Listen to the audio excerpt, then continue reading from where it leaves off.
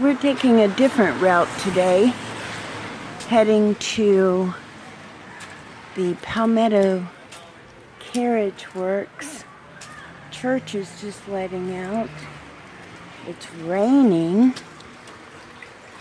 slightly, but there are still children playing on the playground at the church.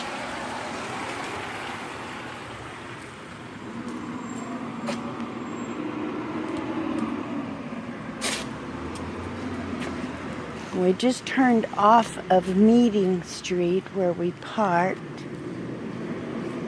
And I'm thinking we're on Wentworth, but I'll look. Yes, we're on Wentworth Street. Wentworth and Anson. Oh, there's a fire truck. Cool. Hey, don't wave to me. I thought y'all were Southern. Good morning. Huh? No, thank you. Yes, I am in Charleston, South Carolina, and some of the local residents just asked me if I needed help because I was holding my phone up like some people do for a GPS. Pretty nice. Of course, they were church people. They were all dressed up. I miss the days when everybody dressed up for church. Of course, I'm a dress-up kind of gal. This is really pretty back here. I've never been back here. We decided to take a side road so we wouldn't be seeing all the same things every time.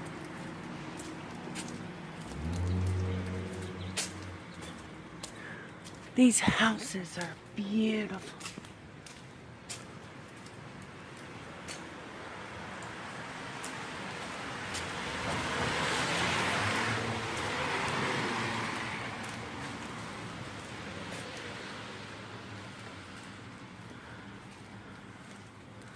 Wow, look at this wrought iron.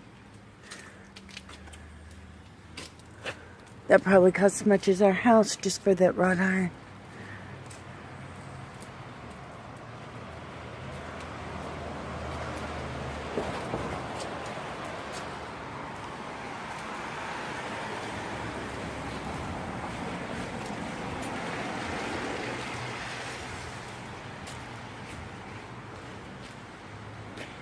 Pretty.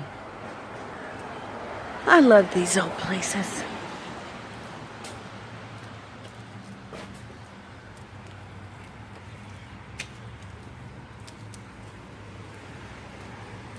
There are a lot of upkeep though. I lived in a house that was built in 1810 and it was not a very comfortable house to live in. 14-foot ceilings.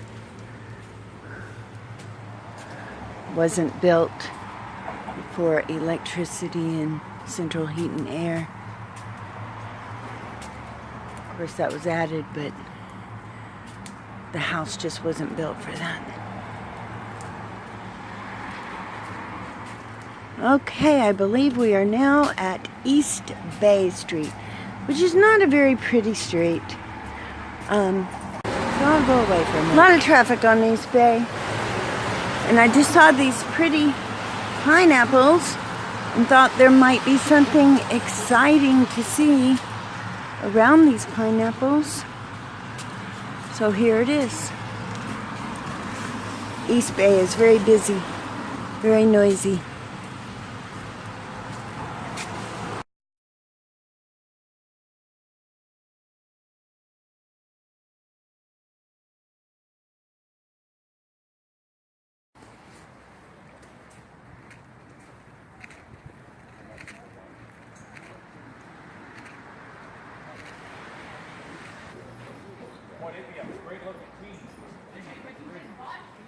So I'll try it for a month and see what it's like.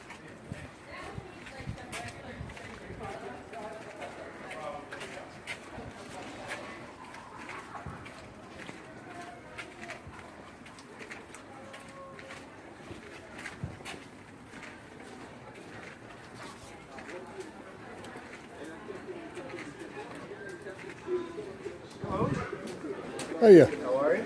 good. Yes, ma'am. I believe those are from right there. You're welcome.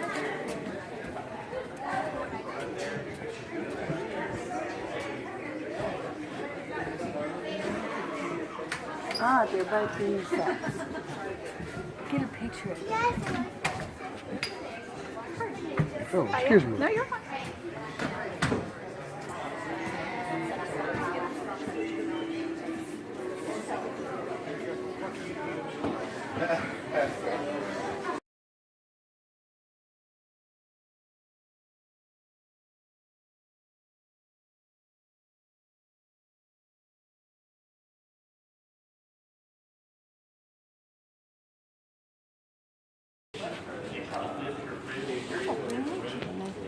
I've never petted a chicken.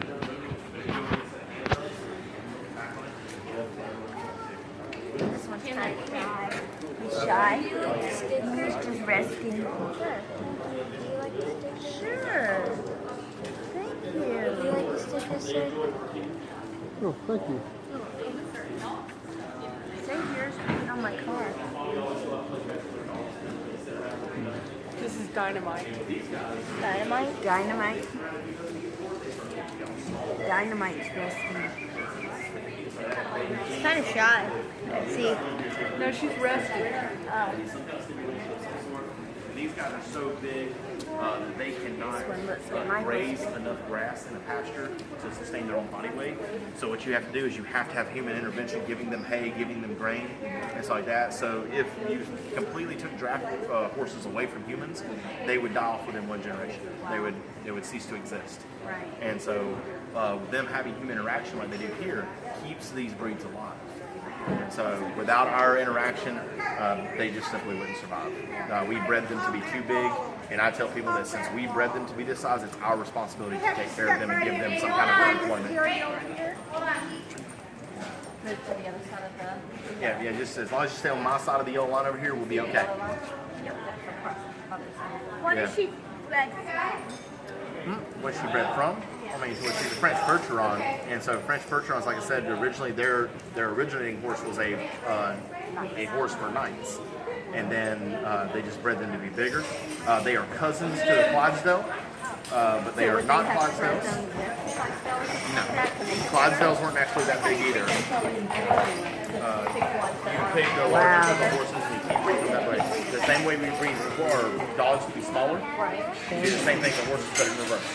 So you take the biggest of all breeds, or of all the ones that are born, you breed them together. They make really big. You know, just like if you have like really short parents, typically the kids are really short. If you have really tall parents, typically the kids are really tall as well. And so the same thing works for these animals.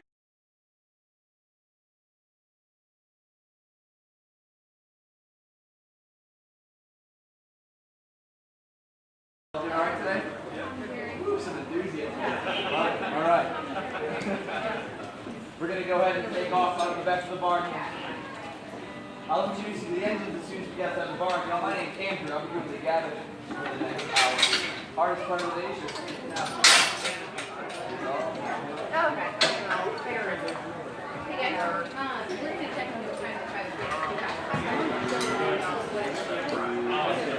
Bread and butter.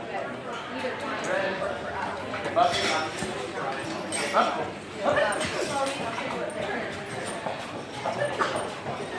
Couple of minis coming over.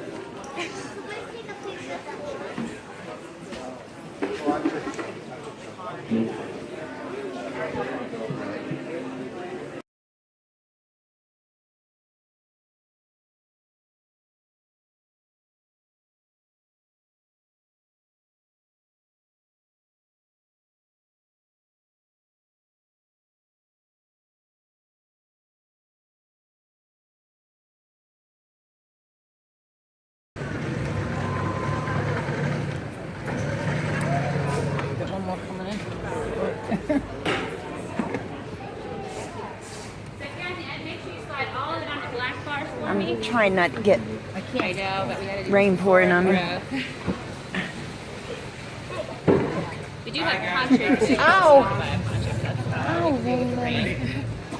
You sound ready, that's good. I'll switch with you if it gets too bad. Well, it drips straight down on me.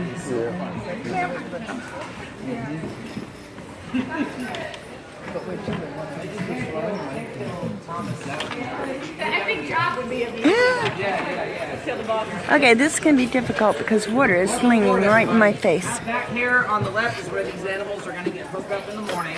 They're going to get regular breaks here throughout the day. It's also where they're going to get unhooked in the evening. So in the summer we turn on the fans and get the water misters going. There's a shade canopy overhead, so it's a really nice place to hang out in between tours. Welcome aboard. My name is Andrew. Talisha is doing the driving, and our horse is named Carlos. The reason why Talisha and I are tag teaming today is Carlos is going to be carriage sport boot camp. So the carriage animal training process is about 40 hours of documented driving. And during that 40 hours, you are always going to be 2 drivers on board. And it's a combination of time out on the farm and time in the city. So she could focus on him, I could focus on you guys, and it's his dinner if he needs it. Carlos is a French Percheron. French Percherons are any shade of black, white, or gray. These were war horses during medieval times. So if you think of a knight in armor, 9 times out of 10, he would have been riding on the back of a Percheron. You see the brown horses in Charleston? They're called Belgian draft horses. And most people have heard of Clydesdales. Clydesdales originally came from Scotland. Pretty much the only Clydesdales working in North America work for Anheuser-Busch. These are draft horses. Like I said, draft horses were bred for pulling stuff, and they could pull about 3 to 5 times their own body weight. He weighs pretty close to 1 ton. The draft horses don't win races unless they think there's a grizzly bear chasing them. Luckily, South Carolina hasn't really been plagued by grizzly bears for a very long time. There's a Belgian draft horse on the left there. And a lot of the carriage animals in the city are ex-Amish. So these guys, most of them used to pull plows or logs when they were younger, but now for the most part, they're going to be middle-aged and semi-retired and doing carriage tours. This guy's about 12 years old, roughly, came from Ohio, I was told. So, about middle-aged. From Ohio, so again, Amish country. So we're heading into the market right now. We have to get a zone tag before we can officially get started. Currently, there's 5 zones that are regulated by the city, with 28 carriages allowed out at once. And the city put that system in place to spread the 5 different carriage tour companies out. And the tag assignments are made with an old bingo machine, so neither one of us knows where we're going yet. And we're not going to know where we're going until we check in with the Tourism Commission. They're sitting in the little booth across the parking lot on the right. So the Tourism Commission needs to know how many people are on board because we got to pay taxes. They pay 50 cents per adult, 25 cents per child, and then we pay $3 to rent the zone tag, like a license plate. And the zones are just sectors within the historic district. Naturally, there's no such thing as a bad zone. There's only bad tour guides, and whatever zone we're going to wind up getting is going to be the best. As you know, my favorite zone is momentarily. And if you guys have any questions over the next hour, don't hesitate to ask. Don't feel like you're interrupting, because you won't be. And the first minister here, when he was intoxicated, he baptized America. Very Charlestonian-like thing to do. And we say that because early on, the water here wasn't really safe to drink. So to hydrate, people were drinking watered-down alcohol. So in the 1700s, your average citizen was drinking a couple of bottles of wine and a small bottle of liquor every day. But then people started drinking hot tea, and the technique is boiling water, which kills germs. And we know that now, but they didn't really understand germ theory 300 years ago. It just turns out that tea drinking was a safer and a more sober alternative. And that's the same sort of thinking as to why Southerners fry so much food. It's not a very healthy way to cook today, but originally that was one of the only healthy ways to cook. Because if you're deep frying food, then you're killing foodborne pathogens. So So don't forget, 300 years ago, the key to longevity was drinking a lot of booze and frying all your food. A long life would have put you about 55. You didn't have any good ways to die. You could have gotten cirrhosis of the liver, or you could have died by malaria, or maybe get scalped by a Native American. So I'll take cirrhosis, I think. Now, Charleston had a wall built around it by 1704, and this was one of 5 walled cities in North America. The French had walls at Quebec and Montreal. The Dutch were at New Amsterdam, aka Manhattan. That's why there's a Wall Street. The English were here, and then the Spanish were down at St. Augustine, Florida. So Charleston's walls were about 17 feet high and 5 feet thick. They're made primarily out of dirt. We're going to make a right turn on a Cumberland Street. Cumberland Street was the northern boundary.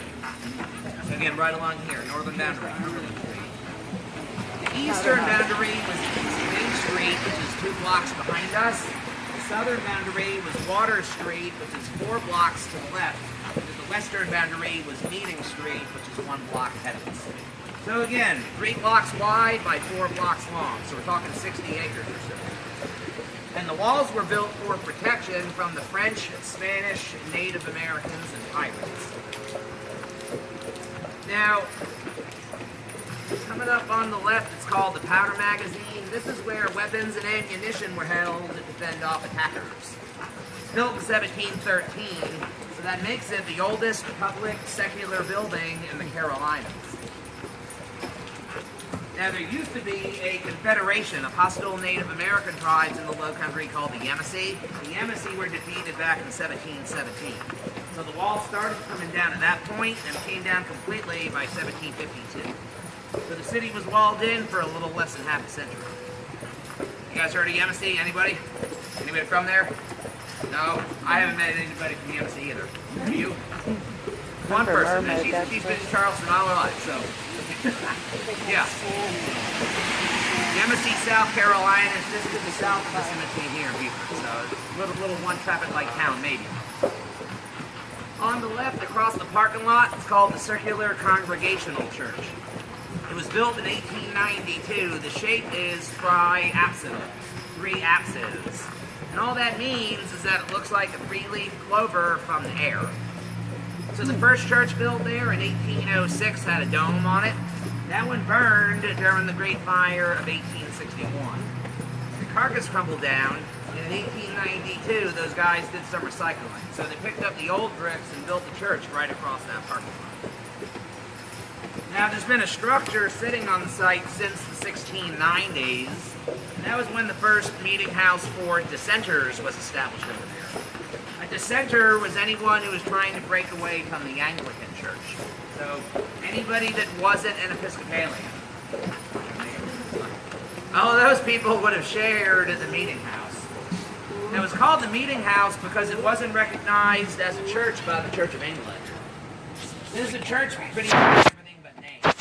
And on the old maps, Meeting Street was referred to as the road that leadeth past the meeting house. It's kind of difficult to fit that on a street sign, so the name got shortened to Meeting Street. So this intersection right here used to be the northwestern boundary of the walled city. There's a plaque on the coast building across the street that talks about the Carteret Bastion. That was the name of the northwestern boundary. And the plaque is going to show us what the walled city would have looked like 300 years ago, at least from the air. So on the plaque, we're going to see that the wall is built in the shape of a trapezoid. Every few feet, they built spiky-looking things called redans. So when you build redans on a wall, you increase the surface area. And when you increase the surface area, that means you can put more cannons around it. And not only that, but the cannons are going to be positioned in such a way that you can cover every single approach. That would be called interlocking fields of fire for those of you military people on the way.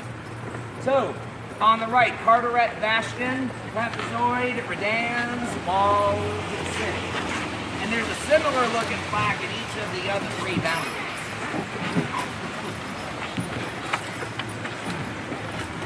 So now we're outside of the original walled city.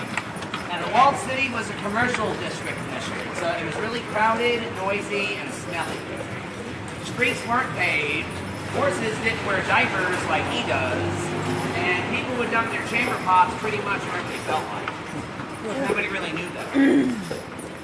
And by about 1720, there was an average of 100 ships and anchors daily. So in a 60-acre area, you had about 100 ships worth of sailors, not to mention all the full-time residents. So it's really hard to describe how unpleasant the walled city was. And if you were wealthy enough, then you would have lived outside of it. Where we're heading right now. So we're heading west into what I like to call the suburbs.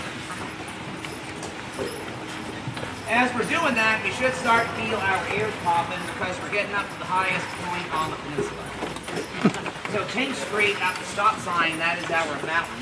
About 160 inches above sea level. Wow. As I'm sure you all know, we are in the Low Country, which means most of the South Carolina coast is at or below sea level.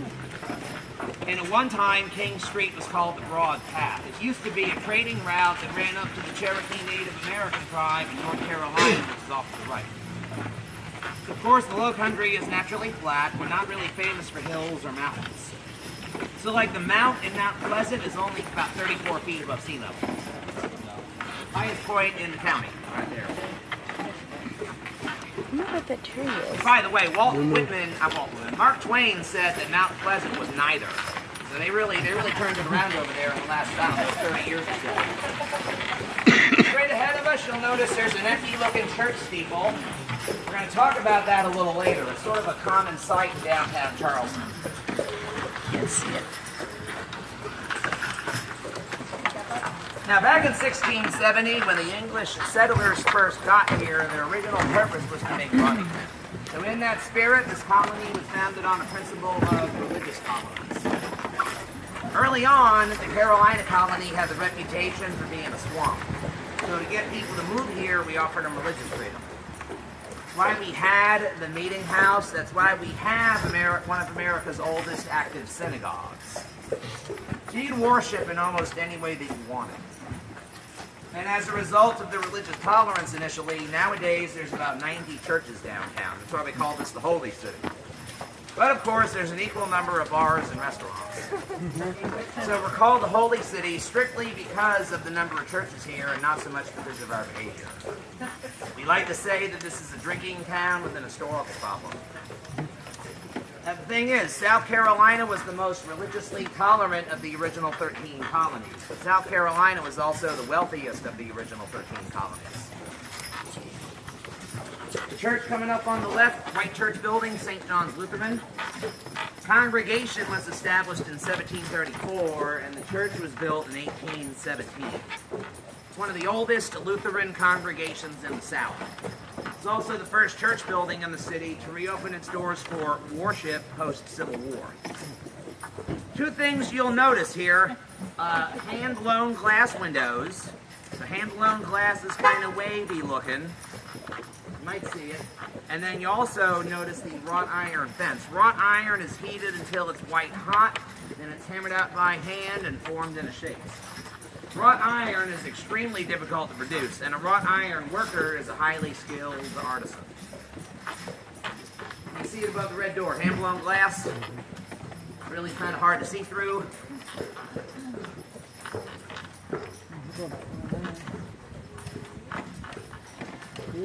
And as we make the turn here, we're going to see another church on the left, the yellow church building, Unitarian Church.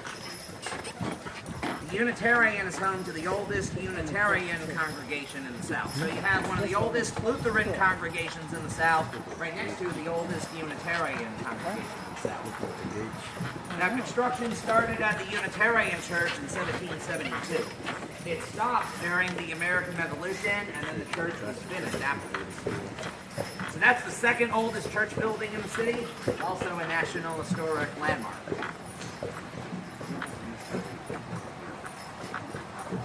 Obviously, there's traffic.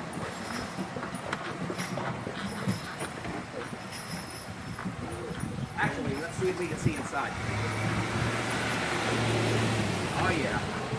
You don't get to see this all the time. The window on the other side of the altar is painted German glass. So it's not stained glass, it's paint, hand-painted German glass window. The Unitarian graveyard is really special. It started out as a garden, and plots were sold off to raise money.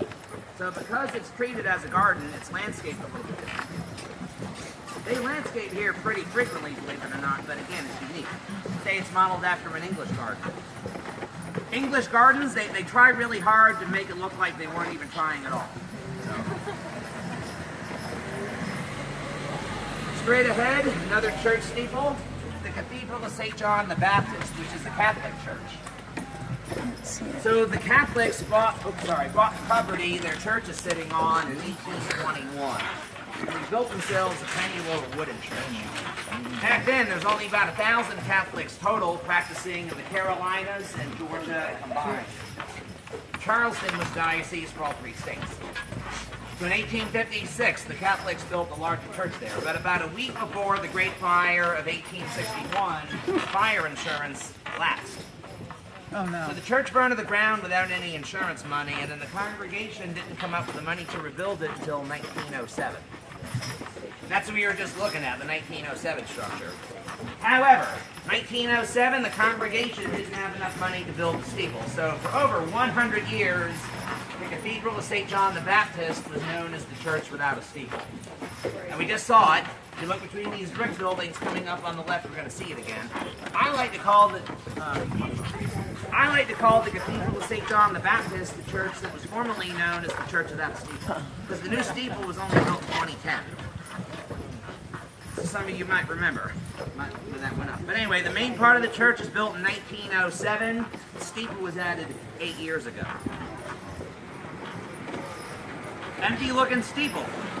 An empty-looking church steeple would have been a very common sight in the South during the Civil War, because the congregations would have donated their bells to the cause to be melted down for weapons. So a lot of Southern churches fell silent during the American Civil War. Like I said, the cathedral wasn't built during the Civil War, but the steeple was built in 2010 to look like it was.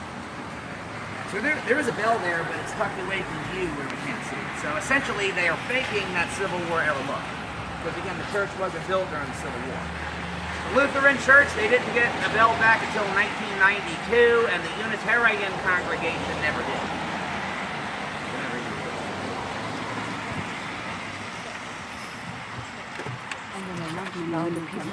Now these houses on the right are called single houses because they're a single room wide at the street. You have 2 or sometimes 3 rooms deep going back, with the entrance on the side, and there's also a little porch which we call a piazza. The piazzas are going to be always southern or western facing, because that's where the sun's rays are hitting, normally. And they function like umbrellas. So the single home was built perpendicular to the street, primarily for ventilation purposes. People would open up their doors and windows, and then they'd catch a sea breeze that would run the entire length of the house. So again, it's mainly about ventilation, but it's a really popular floor plan. There's about 3,000 of them on the peninsula. And before the English got to Charleston, they settled in Barbados. The single home worked really well in Barbados, so they brought that floor plan up here. So it's a Caribbean influence. You're going to see single houses all over downtown. There's going to be a bunch more coming up on the left here. A half of an address would have been originally a single-family property that's been subdivided. And instead of renumbering every single building on the street, when you subdivide, they just build a fraction into existing addresses. Now, this here is a little newer, so I wouldn't say that's... I'm not sure how that shook out to be that way, but this is a relatively new townhome on the right, just about half of an address. Maybe there was a bigger single-family thing on the property. That'd be my guess. All right, so the piazza on a proper single home is going to be your compass. It'll tell you that you're facing to the south or to the west. So in this case, all of the piazzas coming up on the left are facing west. Now you might be able to see it. There's a ridge up ahead of us. A ridge by low country standards. So where the ridge is up ahead of us, in the old days it was called Back Street. Back Street was the end of the city. And there used to be a seawall that ran along Back Street from left to right. Everything beyond where the stop sign is sitting today used to be underwater. But now the land has been filled in and built up, which is something that we call reclaimed. And altogether, the city's built on 35% reclaimed land. That means over 1/3 of the entire peninsula never used to exist. Reclaimed land, it's a fancy way to describe landfill. Out of the edge of the city, people were dumping garbage and other stuff, and slowly but surely they reclaimed the land. And whenever you see land in the city that's sloping up or downhill like that in front of us, that usually means you're looking at reclaimed land. And as we know, there aren't any natural hills in the low country. Yeah. And I promise you, beyond the stop sign, that street is sloping downhill. Low country kind of hill. Now we call that street Franklin Street, and that stop sign represents the end of the peninsula circa 1840. So none of the houses on the other side of that intersection are going to be older than that, usually.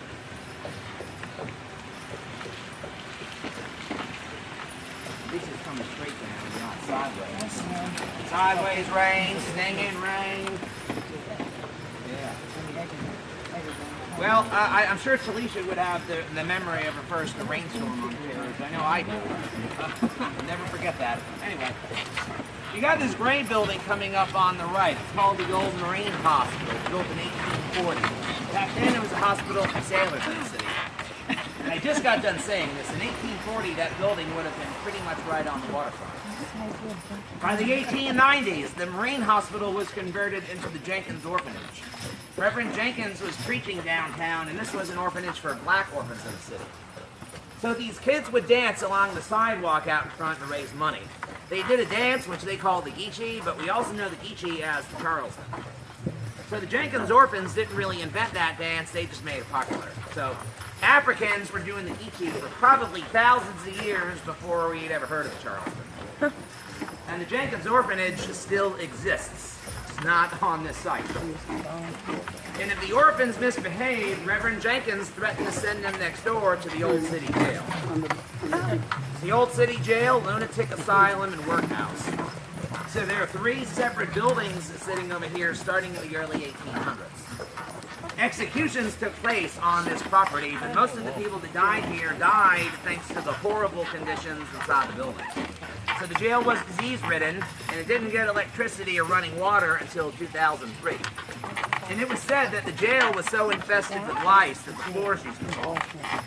And the life expectancy here was usually less than 6 months. The city jail closed in 1939. It is estimated that upwards of 14,000 people died here. For the moment, there's a company called Bulldog Tours, and they do jail tours here today. We say for the moment because the jail just sold recently for $1.3 million. There's a company that's going to turn this into an office building. So I'm not sure how that's going to affect the tours one way or another, but I would think it should.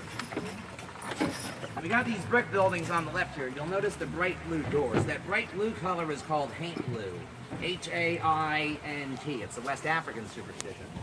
A haint is a spirit that attacks you when you're sleeping. But they can't cross over a body of water, so to replicate that, Charlestonians would paint the piazza ceilings, the doors, and the area around them paint blue. So these people on the left got permission to paint their doors like that because they are complaining about screams and really odd flashes of light coming from the old city jail. So most people agree this is the most haunted building in downtown Charleston. So I would say good luck with that office building. I wouldn't want to work there. And you can go whenever you like. And a haint is a succubus, a lot like my ex-wife actually. So they'll sit on your chest while you're sleeping and they'll suck the soul right out of you. But as you guys know, you are going to find plenty of haint blue in downtown Charleston. That's everywhere. And of course the jail was built right on top of what used to be a potter's field. Oh God. So this was an indigent cemetery out here.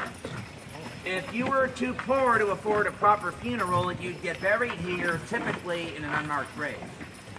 And that's what happened to about 2,000 folks or at least 2,000 folks between 1690 and 1780. As far as we could tell, the bodies were never moved, so the city just kind of grew up over it. Now there's a lot of instances in the city where human remains are built over. Sometimes it was accidental, sometimes it was intentional. In this case here, pretty intentional.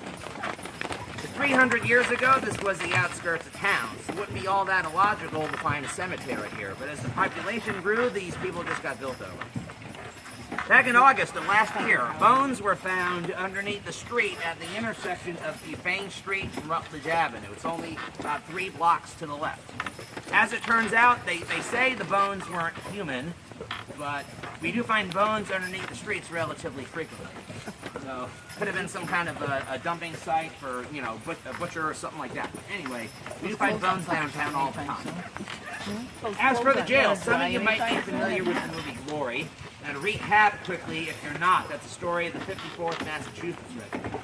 The 54th is one of the first black regiments formed in the U.S. Army during the Civil War. Yes, please.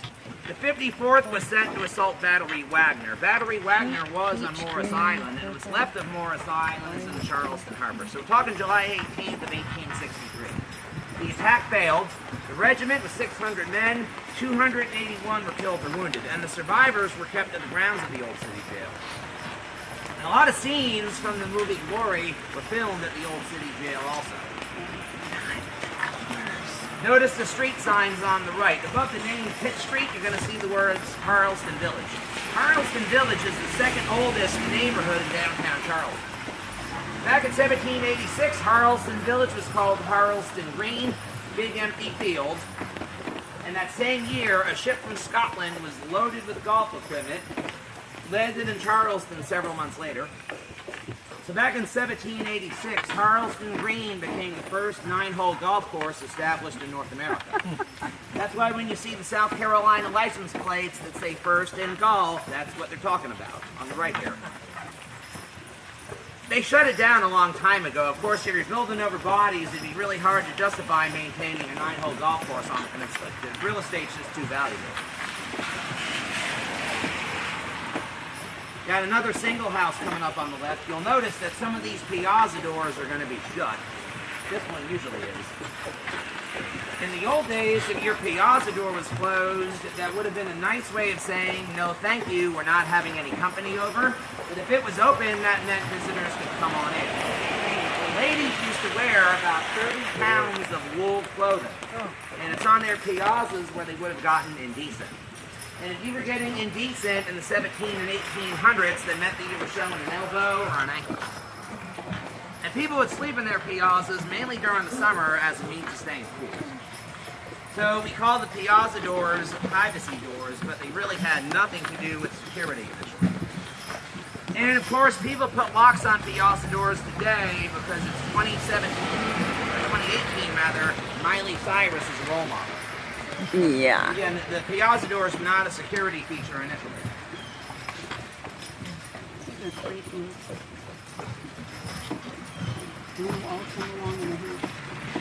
Whenever we turn right at the stop sign, we're going to see a dome with a red roof on top of a very large building. The domes on top of buildings or houses are called cupolas.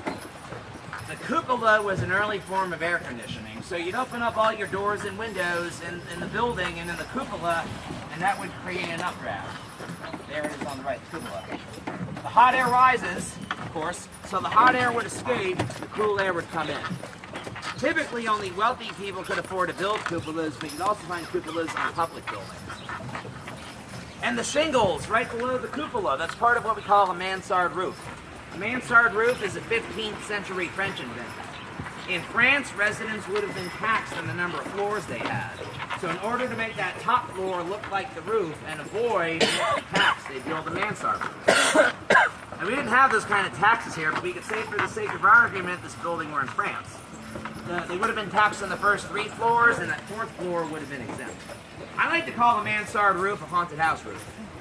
Every haunted house has a mansard roof, I think. The big building on the right with the mansard roof and cupola, it's called the Wentworth Mansion. The Wentworth Mansion was built by Francis Silas Rogers in 1886. This was his home back then. It's a little over 24,000 square feet. Once upon a time, it was the second largest private residence in the city. And the 19 bedrooms today are 19 hotel rooms. 5-diamond rated hotel, by the way. Grace Episcopal Church, built in 1848. The architectural style here is Gothic. Gothic buildings are really easy to see because they're very pointed. The architect here was E.B. White, not E.B. White from Charles Webb. E.B. White was a very prominent architect here in the mid-1800s. The other side of Grace Episcopal, on the left is Cleve Street. The word Cleve basically means of or pertaining to the church. So there was a lady named Afra Charleston I. She was one of the original settlers here back in 1670. A lot of this property on the left belonged to her. Later on in her life, she donated the property to the Church of England, and then the College of Charleston acquired the property from the church. And that's part of the College of Charleston.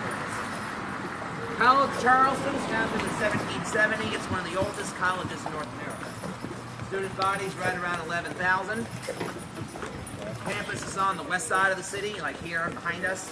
This on the right is Fraternity Row. Sorority Row is on the other side of Grace Episcopal on Cumming Street. Okay, you're going St. Philip, are you? I don't care. I think it might be St. Philip for Rex, you know what I mean? Alright. So, again, when the English settlers got here, they were trying to make money, but they were so busy dealing with the embassy from 1670, when they first got here, till 1717, when the embassy were defeated. Economically speaking, for the first 50 years, this colony was in the red. These people were barely surviving. And once the embassy were defeated, all that changed. First really big industry coming out of Charleston 300 years ago was the deerskin trade. So by the mid-1700s, Charleston was exporting about 50,000 deerskins annually. The other big industry early on was timber. All had to do with building ships. Pine trees were cut down to make tar and pitch, and oak trees were cut down as well. Oak was the predominant shipbuilding material until ironclads. And actually, one of the best examples of a ship being built out of live oak is what we're talking about specifically, would be the USS Constitution. Old Ironsides. Her hull was almost 2 feet thick. It's also the oldest commissioned warship in the world. She was commissioned in 1797. Oak that was used to build that ship came from Georgia, but it's the same type of tree that you see in our low country. Live oaks. They're called false evergreens. They're green all year round. So after they got through with the deer skins and the timber, they started planting various crops here. And they settled on what I like to call the big three. The big three were indigo, rice, and cotton. Indigo is a dye, or was a dye, that was extracted from the leaves of the indigo plant, used for textile manufacturing. The state flag of South Carolina is indigo blue. So the best indigo in the world came from Charleston, and right before the American Revolution, Charleston indigo was selling for $1 a pound. Mid-1700s, Charleston was exporting about 1 million pounds of indigo every year. Big, big money. Talking pre-revolution. By 1795, the demand for indigo went away, so people stopped planting it. Rice was big early on as well. The type of rice that was planted here was called Carolina Gold. That's the grain we're talking about. Big, big money. Rice was commercially viable until 1911 when the hurricane hit. Hurricane in 1911 pushed seawater into the rice fields, and ultimately that killed the rice crop. Rice doesn't really like water that's too salty. Although lately, some of these restaurants downtown are selling Carolina Gold rice again, so you can find it here and there in Charleston today. Not like you would have pre-1911. Hold that thought about the crops here. We got this brick building with the green awnings. This was a speakeasy during Prohibition. So you had a tavern on the first floor, gambling on the second, and then a house of negotiated affection on the third floor, where your commerce for comfort could take place. Kind of like Chuck E. Cheese for a sailor. Anyway, the other big crop here was cotton, and the type of cotton that we're talking about is called Sea Island cotton. It's called Sea Island cotton because it only grows on the Sea Islands. Now, in terms of quality, it's comparable, or it was comparable to Egyptian cotton, so it's pretty good stuff. And cotton wasn't really profitable until Eli Whitney invented his cotton gin in 1793. Before the invention of his cotton gin, a slave could clean and process about a pound of cotton a day. And after the invention of his cotton gin, a slave could clean and process 50 pounds of cotton a day. And the numbers are pretty telling. 1790, pre-cotton gin, South Carolina was exporting about 90,000 pounds of cotton a year. By 1797, post-cotton gin, South Carolina was exporting 20 million pounds of cotton a year. So the gin really revolutionized the industry, and the demand for slaves accordingly shot through the roof. Now, of course, in 1865, slavery was abolished. In 1867, there was the boll weevil epidemic. A boll weevil is a beetle that eats cotton and kills it. Now, you certainly still can find cotton in South Carolina, but you're not going to find it like you would have right before the war. Indigo, rice, and cotton, those three crops are called cash crops. They're very labor-intensive to produce, so the only way that they are profitable is through the use of slave labor. And that's why right before the Civil War, Charleston is one of the wealthiest cities in North America. Those three crops right there.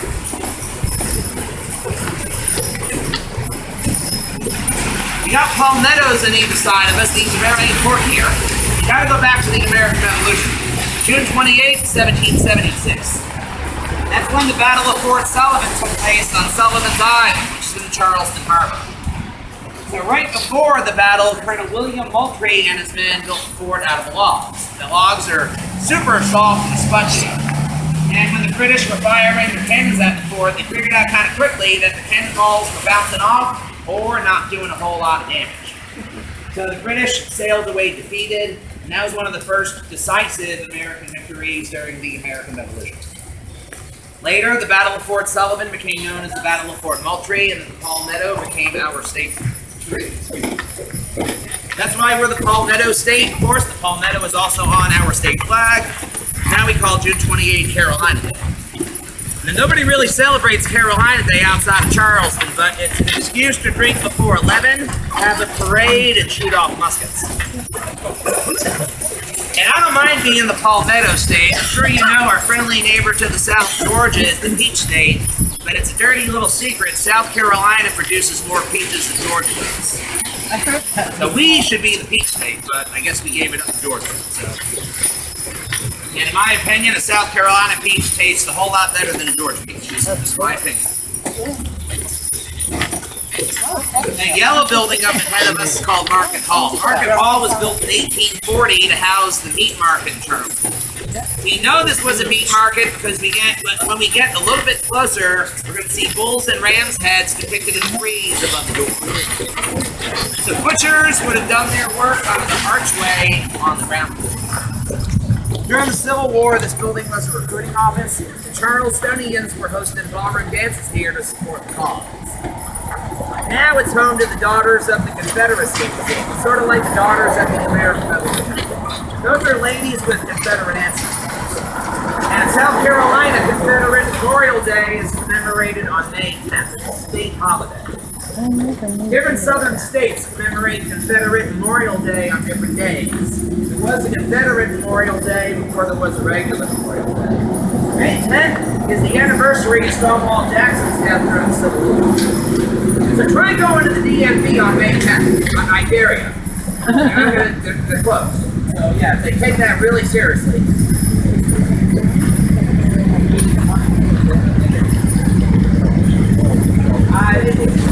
The Daughters of the Confederacy signed a 100-year lease on this building in 1899. It therefore would have expired in 1999, but for the fact that in 1999 they re-upped for another 100-year title fee. You guys know what those are. TIDAL, meaning it's rise and fall with cause. Over time, Charlestonians were filling it in because in the 1780s, a calling out for a common marketplace. So the Pitney family and 5 other families, they all got together and they donated the land and built market stalls.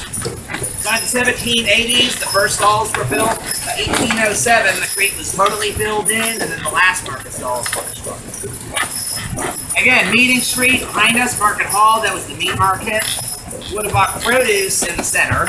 Ahead of us to the east and down by the Cooper River and that clearing used to be the fish market. So I like to think of this as Walmart 200 years ago. Sometimes it's referred to as the slaves market. There's a misconception that slaves are bought and sold here. So when we're saying slaves market, we're saying that as an apostrophe. It's a possessive term. I never told you that. Slaves were shopping and working at the slave market. Think about it. When was the last time you went to a farmer's market by a farmer? Never. So you never went to the slaves market to buy a slave. Again, slaves are shopping and working here, never sold here. It's illegal to sell slaves at the slaves market. However, about 620,000 Africans were brought over to the United States as slaves. About 40 to 60% of that number came to Sullivan's Island first. Sullivan's Island, of course, is in the Charleston Harbor right above us. Sullivan's Island is known as the Ellis Island of slavery, but again, no slave trading in Charleston is happening in the slave market. Michelle Obama, for example, her ancestors came through Charleston. She still has family in Georgetown, South Carolina. Georgetown, of course, is right up the road, about 45 minutes from there. In terms of the numbers, the United States was the 5th most prolific slave trading nation in modern times. Anybody know number 1 by any chance? Brazil? Nobody ever thinks Brazil. Brazil didn't abolish slavery until 1888. Brazil, very much an agricultural economy. Look at Brazilians today. They don't look like anybody else on the South American continent. What's up? And the market is basically at sea level, so that makes it the lowest point in downtown Charleston. We were on the mountain earlier on King Street, but now we're down in the valley in the market. You look about 5 or 6 bricks up.